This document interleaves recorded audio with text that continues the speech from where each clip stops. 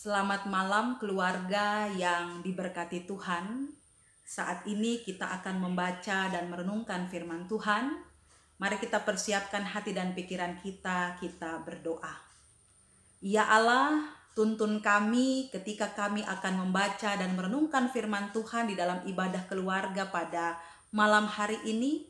Curahkanlah Roh Kudus-Mu untuk menuntun kami memahami isi firman Tuhan, agar kami semakin dipersiapkan untuk dapat melakukan panggilan dan pengutusan kami di dunia ini seturut dan sesuai dengan kehendak Tuhan dan sesuai dengan firman Tuhan. Amin.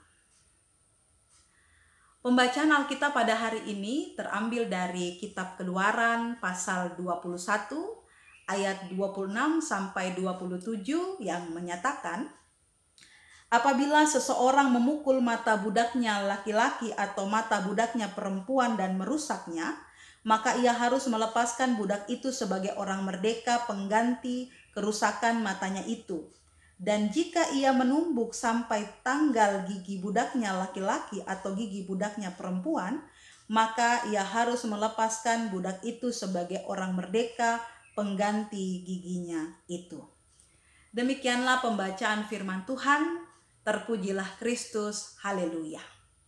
Keluarga yang dikasihi Tuhan, seringkali kita mendengarkan di media televisi atau di internet, kita membaca tentang tenaga kerja Indonesia atau disingkat dengan TKI. Mungkin Bapak Ibu, saudara-saudara juga pernah mendengar dan masih mengingat tentang kisah Nirmala Bonat pada tahun 2004, di mana para TKI atau khususnya Nirmala Bonat ini, mereka dan ia mengalami penganiayaan yang amat serius, mengalami tindakan kekerasan, tindakan pemukulan, bahkan yang dialami oleh Nirmala Bonat yaitu di mana payudaranya disetrika oleh majikannya.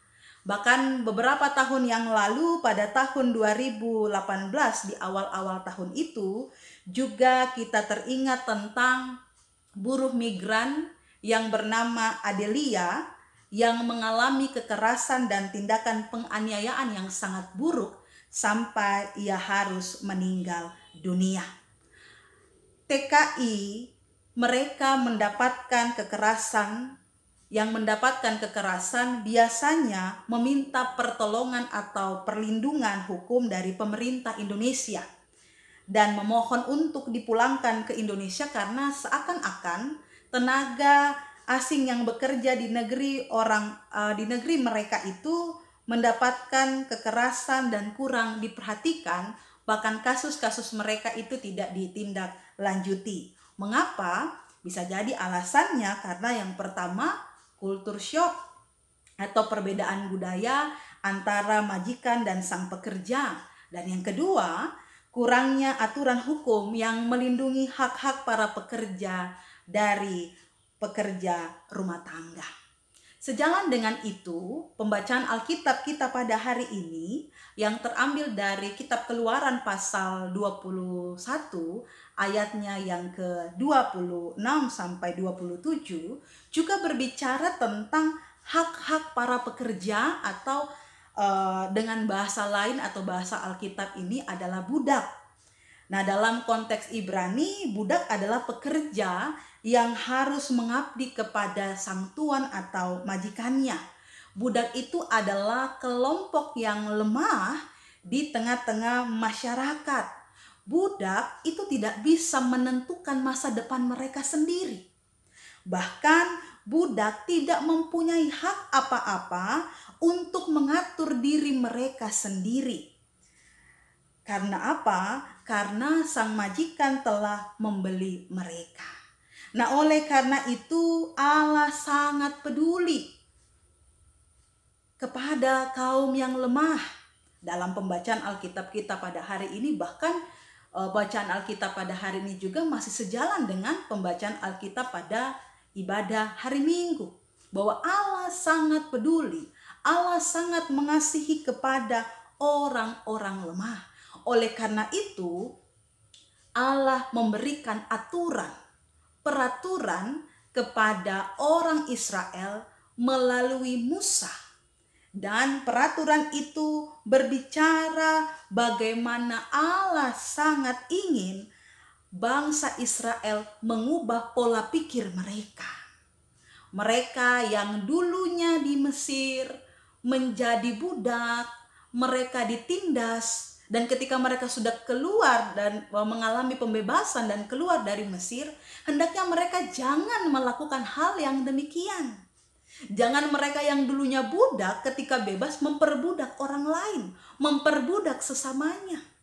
Dan pertanyaannya adalah, mengapa Allah begitu sangat peduli dengan kaum budak di tengah-tengah orang Ibrani pada saat itu? Karena Allah menginginkan suasana di Mesir tidak dibawa ke tanah perjanjian.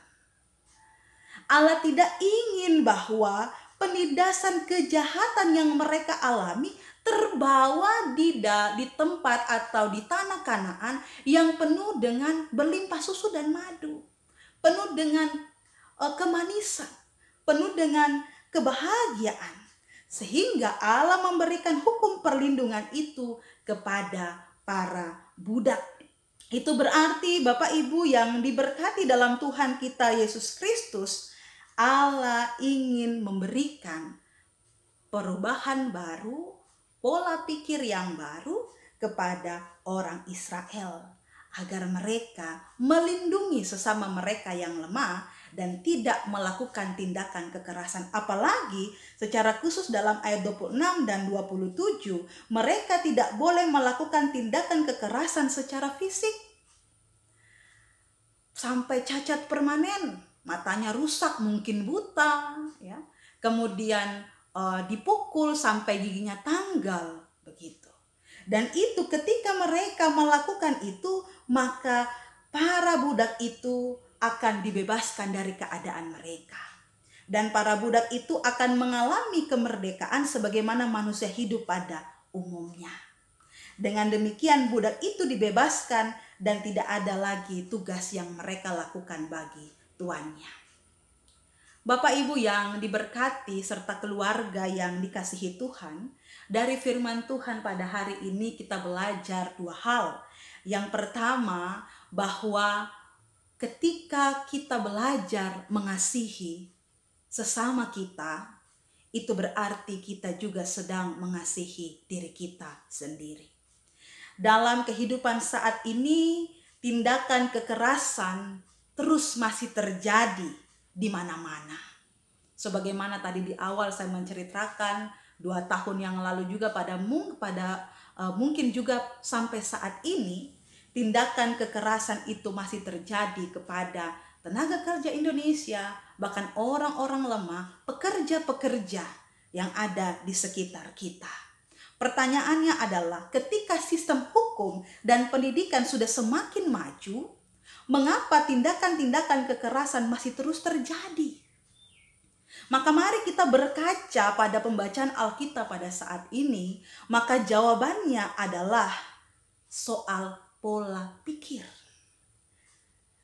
Pramudia Anantatur, seorang sastrawan terkenal Indonesia, dalam novelnya yang berjudul Bumi Manusia, mengatakan bahwa seorang terpelajar harus sudah berbuat adil sejak dalam pikiran, apalagi dalam perbuatan. Dengan kata lain, perubahan cara pandang itu dimulai dari kehidupan kita sendiri. Kekerasan pada sesama selalu terkait dengan cara pandang seseorang akan yang lain, di mana orang lain dianggap sebagai objek dan bukan subjek. Dan Alkitab sendiri memberi landasan kepada kita sebagai orang beriman bahwa landasan pola pikir dalam membangun relasi antara manusia yaitu konsepsi citra Allah. Bahwa di dalam citra Allah setiap orang adalah setara karena diikat oleh Kristus Yesus. Dan di dalam kesetaraan itu kita dipanggil sebagai orang percaya untuk menjunjung dan memperjuangkan nilai-nilai kesetaraan itu di dalam setiap aspek kehidupan kita. Kita diajak sebagai orang percaya untuk menjunjung tinggi, hidup saling mengasihi, menghargai orang yang lemah. Jangan kita yang kuat merasa berkuasa menindas yang lemah. Justru mereka kita harus rangkul dalam kehidupan kita sebagai wujud landasan bahwa kita juga telah menerima kasih dan pembebasan yang berasal daripada Allah. Karena dalam kehidupan Israel, Allah tidak menginginkan seperti itu, karena landasannya Israel telah mengalami kasih karunia pembebasan Allah, pembebasan yang telah diberikan kepada mereka. Hal yang kedua, Bapak Ibu yang diberkati dalam Tuhan kita Yesus Kristus, secara khusus bacaan kita pada hari ini juga mendorong kita untuk menyadari dan menghargai para pekerja, para buruh, orang-orang yang ada di sekitar kita, yang ada di sekitar gereja, bahkan juga pekerja yang ada di dalam gereja. Dari hukum yang Allah tetapkan ini, mau jelas memperlihatkan bahwa di mata Allah semua manusia sama. Bahwa Allah mengasihi semua manusia tanpa perbedaan yang ada, dan setiap manusia siapapun dia adalah orang yang merdeka. Jika Allah begitu mengasihi dan memperhatikan semua manusia, teristimewa bagi mereka yang lemah, maka kita juga sebagai gereja, kita juga sebagai pribadi-pribadi yang diberkati oleh Allah, kita juga harus dapat meneladankan apa yang Allah nyatakan dalam kehidupan kita dengan hidup saling mengasihi dan mewujudkan itu pada kepedulian terhadap sesama, terutama kepedulian terhadap orang-orang lemah. Di mana kita bahkan secara khusus gereja perlu memberikan perhatian kepada saudara-saudara kita yang lemah. Tetapi juga secara umum ini menjadi keprihatinan gereja untuk juga menyuarakan pola hidup baru yang menjunjung tinggi kesetaraan itu tadi. Bahwa gereja harus memberi warna ke berbagai aspek kehidupan dengan mempromosikan relasi saling menghargai, relasi saling peduli, relasi untuk saling melakukan lebih dahulu tanpa harus diberitahukan. Bahwa di dalam relasi itu tujuannya adalah tercipta kehidupan yang dipenuhi dengan damai sejahtera. Sebagai contoh, tidak perlu jauh-jauh dalam kehidupan kita sehari-hari. Di dalam rumah tangga kita, mungkin ada kita yang punya pekerja. Dalam pekerjaan kita mungkin mempunyai asisten pekerja-pekerja di dalam pekerjaan kita. Kita di rumah mempunyai asisten rumah tangga, kita dalam pekerjaan atau kita memiliki suatu usaha, kita tentu mempunyai orang-orang yang bisa bekerja dengan kita. Ada yang jaga toko, bahkan kita yang punya kebun, ladang, bahkan ada orang juga yang bekerja bersama-sama dengan kita di ladang kita sebagai tukang panen dan sebagainya. Yang ada di rumah kita usahakan untuk memberikan kesejahteraan kepada mereka, untuk melindungi mereka, perlakukan mereka dengan baik, perlakukan mereka secara adil, ya. Apa yang menjadi hak mereka berikan. Jangan kita kemudian memakai itu semua dengan keinginan kita sendiri, kita perlakukan dengan sewenang-wenang. Tidak seperti itu. Kita berikan hak mereka, gaji mereka, libur mereka, waktu istirahat mereka, waktu bekerja yang pas dan tidak diganggu setelah pekerjaan mereka selesai. Itu adalah satu tindakan-tindakan yang kemudian dapat memberikan kesejahteraan dan melindungi mereka dari keadaan-keadaan yang mereka alami. Yakini bahwa ketika kita melayani sesama kita, ketika kita mengasihi sesama kita, dan kita peduli kepada mereka yang lemah, sesungguhnya kita telah melayani Allah. Berbahagialah orang yang mengasihi orang lemah, karena ia akan berada di dalam penyertaan dan berkat Tuhan. Tuhan memampukan kita semua. Amin.